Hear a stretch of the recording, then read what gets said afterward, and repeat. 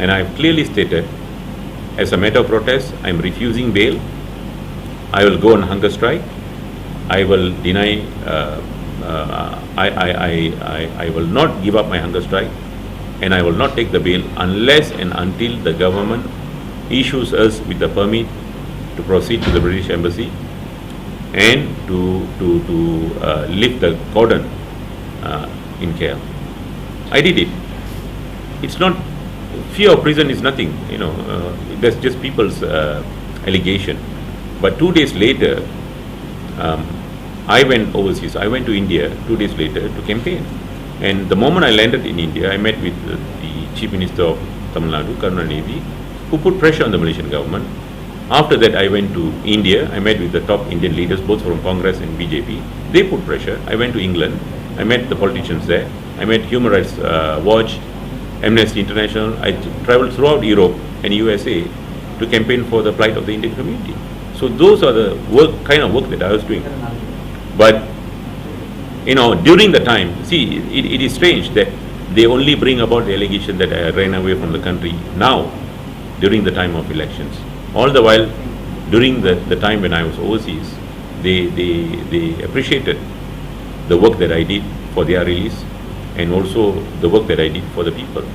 But suddenly now, I'm labeled as a coward who ran away. I find it funny, and I find it a bit silly that they are saying such things. Well, I do not want to criticize them. Let them say what they want to, but I've got a mission, and my mission is the poor and underclass Indians. There is a rumor saying that you have already planned a deal. You have a deal with Malaysia national government before even coming back, before even returning home from UK, and they also said that now the post of deputy minister and the entire thing has been pre-planned. Whatever that I do that doesn't favor the opposition parties are all pre-planned. Whatever that I do that favors them is all good in their eyes. Good, well done, But whatever that I do which goes against them is not acceptable.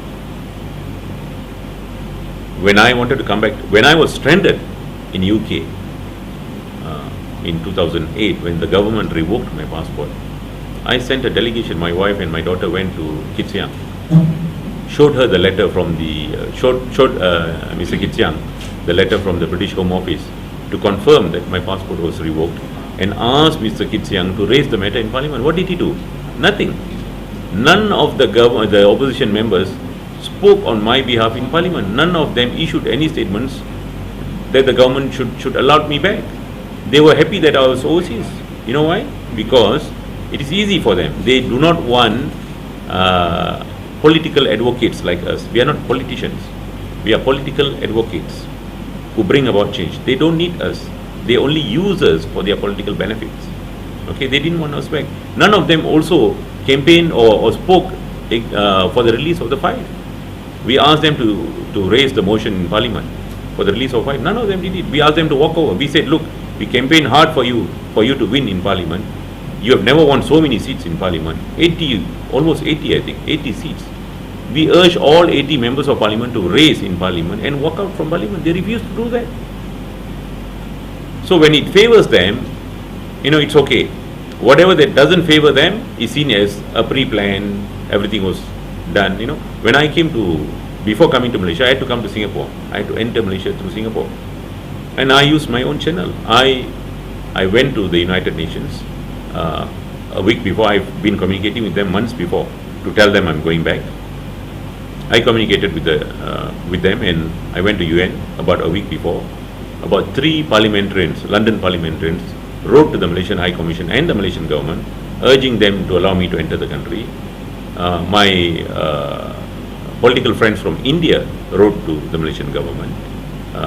Many NGOs throughout the world wrote to the Malaysian government for my return, for me to be allowed to come into Malaysia. And when I came to Singapore, I made it very clear, I'm coming into the country on 1st August with or without the passport. I made it very clear. They can do whatever they want. They could arrest me. And arrangements were made by the British government to send their representatives in Singapore at the crossing point and by the United Nations to the crossing point to witness what happens at the crossing point. And all this was relayed to them by my solicitor in London. And obviously the Malaysian government didn't want a controversy. But none of these people spoke for my return. How come nobody asked them? A lawyer stranded overseas. Even the Bar Council didn't come to my aid, didn't speak for me. My right was infringed. I've been denied my right to enter the country. I've been denied my right as a citizen to enjoy my citizenship, my right to travel freely abroad, my right to family life. Everything was denied, but nobody spoke for us. But when I do things on my own, I work out things on my own, using my own ability, using my international contacts and my local contacts and the Hindraf leadership locally, did various campaigns to put pressure on the government to allow me to return. None of them said anything. No doubt Uday Kumar was the legal advisor of Hindraf, and upon his release in 2009, he formed the Human Rights Party Malaysia. You are right. He wanted a political party because he felt that he has to take the issue to Parliament. He felt that being an NGO was not enough to address the issue. He wanted to find solution, and his solution was going to Parliament. He says that he has given it careful thought, and during his 514 days incarceration, he's written a book called The Political Empowerment of the Indian Community. And he believes that only by forming a political party and going into Parliament, he can bring about change. When he was released, he met me in London. That's what he told me. He told me of his desire to form a political party. I didn't object. I warned him that political party would be a failure. I warned him. But I didn't object. I assured him that I will do whatever necessary on my part to assist him. But I made it clear I will not be joining his political party. Upon his return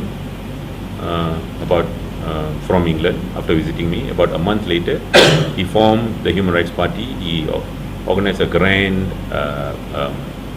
launching of the party in Klang, attended by over 2,000 Hindraf supporters and members of public. And then he went around throughout the country forming Human Rights Party offices in all states. Within 2 years, he worked on his party for 2 years. He issued statements under Human Rights Party as a Secretary General, pro-time Secretary General of Human Rights Party. And he did his job for 2 years. After 2 years, he realized he has failed. He realized his party has failed. He realized that his political party would not survive. Well, I think a good politician should admit defeat and plan ahead and plan what next. In this case, now that his belief was that Hindraf as an NGO would not be able to bring its voice to Parliament. But we have succeeded. This is what we wanted. This is what we have been fighting for. We wanted voice of the Indian community in Parliament. We wanted solution to the long-standing problems of the Indian community. This is what we wanted, and we got it. And we got it in writing, and we got a binding agreement.